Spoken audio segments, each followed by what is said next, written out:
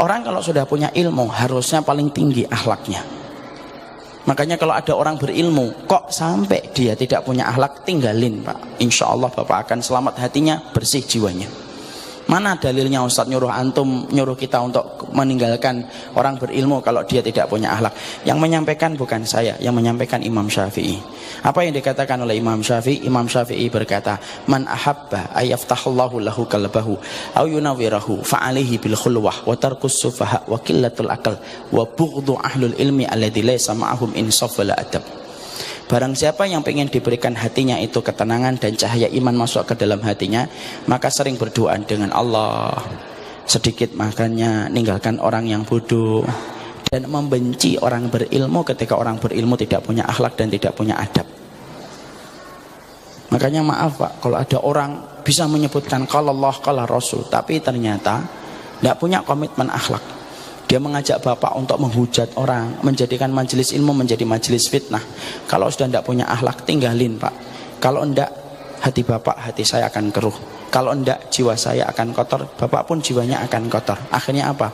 Akhirnya menjadikan kita menikmati permusuhan ketika hati kita sudah kotor. Orang itu Pak, kalau hatinya sudah kotor, ngelihat musuh itu dari orang kafir itu seakan-akan tidak ada. Yang dilihat orang mukmin ditempatkan sebagaimana orang kafir. Orang kafir selamat dari lesannya, orang mukmin tidak pernah selamat dari lesannya. Makanya lihat bagaimana komitmen akhlak. Makanya orang semakin tinggi ilmunya semakin mulia bagaimana kehidupan akhlaknya. Saya pernah ketemu Pak Syekh Abdullah Asy-Syinkiti, putra dari Syekh Al-Amin Asy-Syinkiti, salah satu ulama besar. Tapi perhatikan, orangnya hati-hati, ngomongnya bicaranya hati-hati.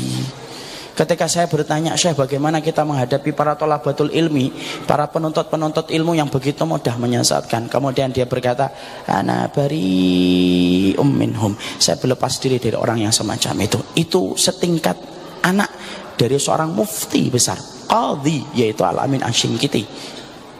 Itu orang Pak.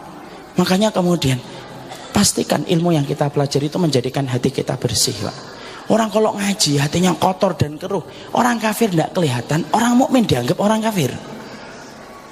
Dan kalau sudah semacam itu rusak Pak. Walak wal baroknya rusak Pak. Kalau walak wal barok itu rusak, ya rusak semuanya. Walak itu loyalitas, barok itu permusuhan. Loyalitasnya dibangun kelompok, permusuhannya dibangun atas golongan. Itu kan rusak. Dan itu menjadikan kita tidak bersaudara.